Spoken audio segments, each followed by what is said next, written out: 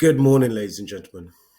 Today, I'm going to talk to you about the Swedish market and how to successfully utilize cultural sales intelligence to penetrate this market. Now, the Swedish market has by far been the most challenging market that I've ever had to penetrate. Yet, I was still very successful in this market. However, before we go into the reasons behind my success and what I actually did to actually overcome these barriers to entry, let's look at some of the basics. Let's look at the communication style. Are the Swedish people direct or indirect when it comes to their communication style? This question has caused a lot of controversy over the last couple of weeks. I've posed this question to various members of my peers in terms of other consultants who have worked extensively within Europe and across Sweden. I've also posed this question to various actual Swedish business professionals, in addition to relying on my own experience and the experience that or the information gained from secondary research. Yet, after all this research, we still have not come to a conclusive answer. Are the Swedish direct or indirect when it comes to their communication style?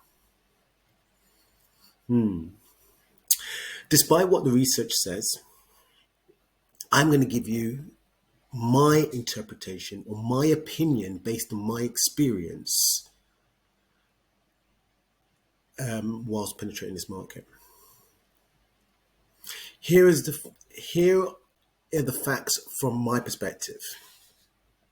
The Swedish are very direct when it comes to their communication style, especially when we're talking about giving feedback.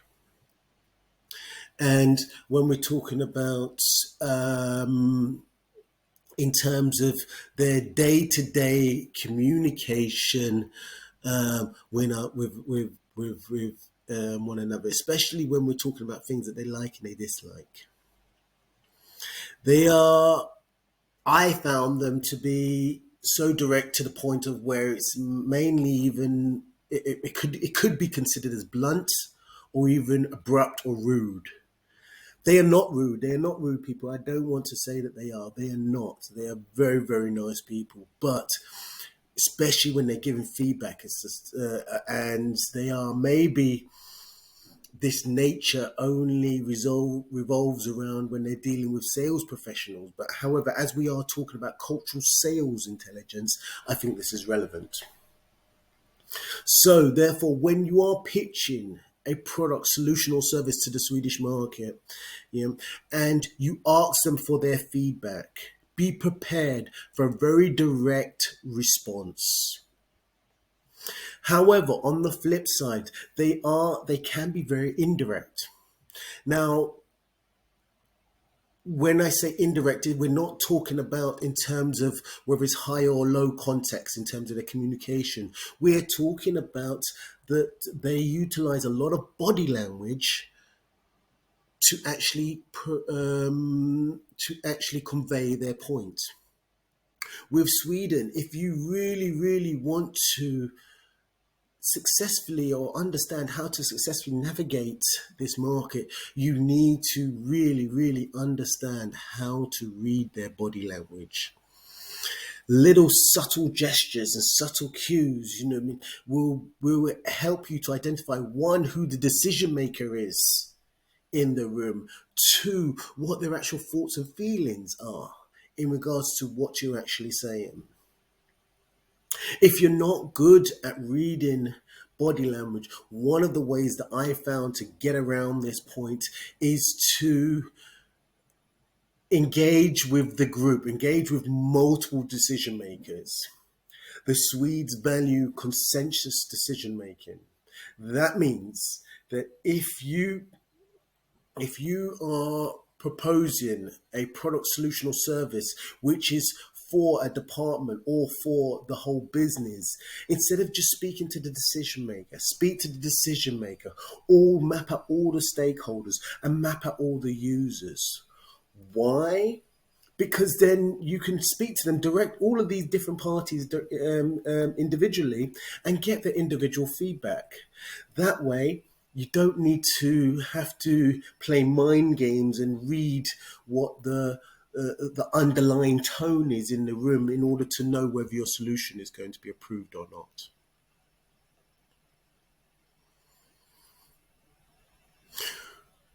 Now we're going to look at how to successfully penetrate the market. The Swedes are very, very brand conscious. Very brand conscious. If you go to Sweden, especially to Stockholm, one thing you'll see is brands all over, H&M, Nike, all over. They are very, very brand conscious, and they're very, very technologically advanced. This means if you're trying to break into the market, you need to first, your solution has to have a technological advantage, i.e., it needs to be the new cutting edge technology. It needs to help them to become more efficient and future-proof their business. And the third thing is that it needs to have a sustainable or environmental element to it. The Swedes love this stuff. They, in terms of when you're promoting a solution, even if the solution is not really technically innovative, but it's a solution that's good for the environment, there's a very strong possibility that the Swedes will be interested in this type of solution. They love the environment, they love nature, and they love anything that revolves around promoting and preserving the world, the environment, and nature in general.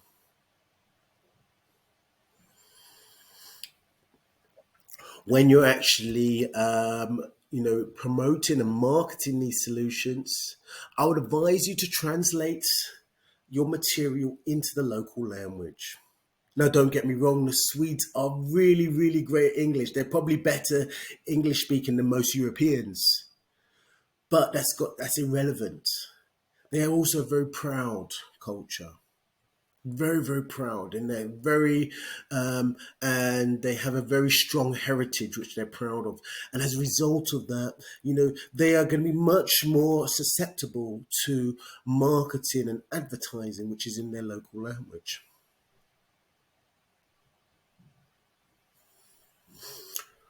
When it comes to negotiation, one thing I advise is to bear in mind that the Swedes are very price sensitive, very, very price sensitive. Yeah. Think about all the rich people you know. The people don't get rich by giving away their money. Yeah. And the Swedes as a culture are generally like that. They have a wealth. They've traditionally, if you go back in history, the Swedish, Sweden as a country wasn't a very, very rich country. Going back to the Viking era, it wasn't a very, very rich country. Yeah, they've collected this wealth from trading, from creating alliances, bartering, and creating these partnerships, which has allowed them to propel their technological advancement. So as a result, they weren't necessarily born into wealth. They've had to really fight and earn their wealth. And as a result, they're very protective of it. So with this in mind, it is very, very conscious when you're presenting your solution. Yeah, make sure that the value or the price of the solution is relative to the value that that company is going to receive from it. They're not looking at the prices on the website. They don't care what your prices on the website is. You present them your solution. They're going to assess that solution in terms of what is the value for me, what is the value for my organization. And that is the price that they're going to negotiate at. They don't care what the price of your website is. So make sure that when you're pitching them, you have that in mind. The Swedes are have a very big long-term focus. There is a massive long-term focus there. So when you're pitching and you're negotiating as well, think about that. Don't think about how much money you're going to make from this one deal, because there's a very strong possibility that you're not going to close that deal. And if you do close that deal, you're going to close it at a much lower value than what the list price is on the website. Instead, think about how much, money or revenue you guys are going to make, or how much commission you're going to make from the next 3, 5, 10 years. With a Swede, it is very common to talk about a 3-year deal, a 5-year deal.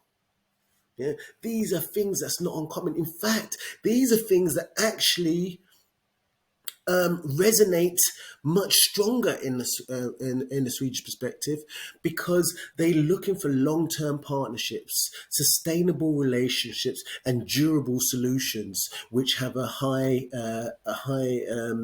element of quality about them.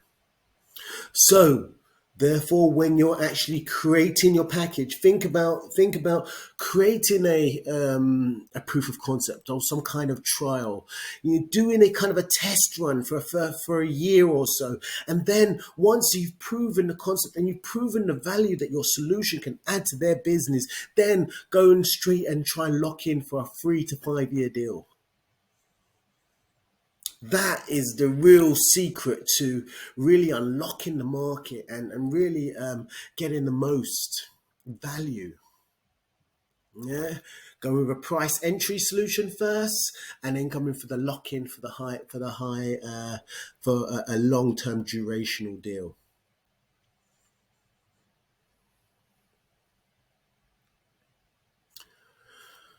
Finally, the Swedes are very relationship focused, very relationship driven. Yeah.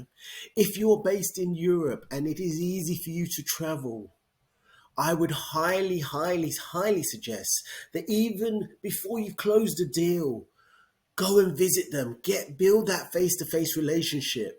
This is going to really, that investment that you make, for the flight cost and the hotel, that investment is going to pay off 10 times as much, because these are customers for life.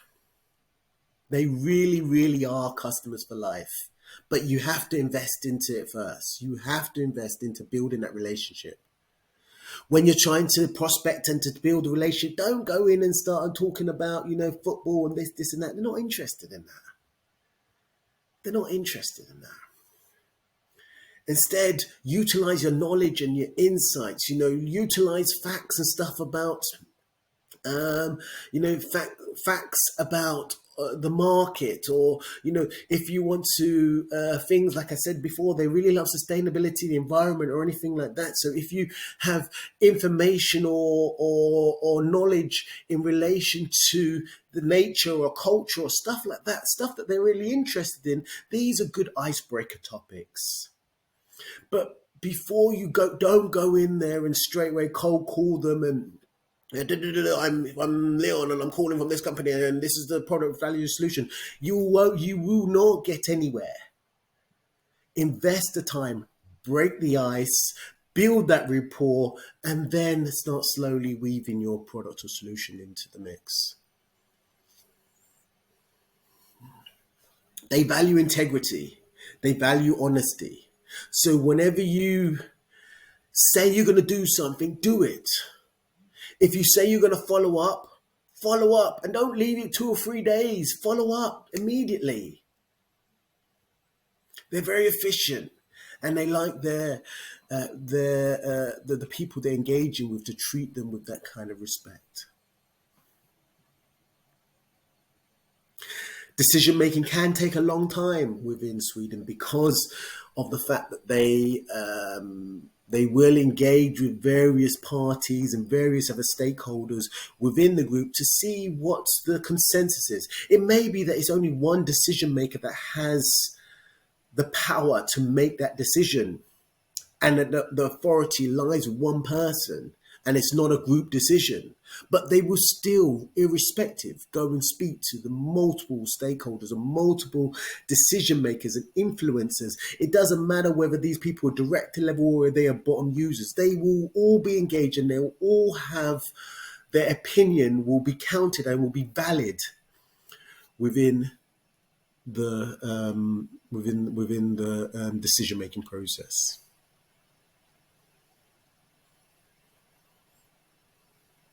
One last thing to consider is that the Swedes avoid confrontation at all costs. So don't go in with any aggressive sales tactics or try to be too assertive on the phone. Humility is best with this market. Humility is best. Downplay your attitude, downplay your skills. It doesn't matter how good you may think you are. Yeah. Come in at a low level and treat the people like equals. It doesn't matter how much experience or how much knowledge you have. Treat them as equals. Yeah, regardless of their level or your level, regardless of how much money you make and what flashy fancy car you've got, treat them as equals, treat them with respect, and you'll win the deal and you'll win the customer.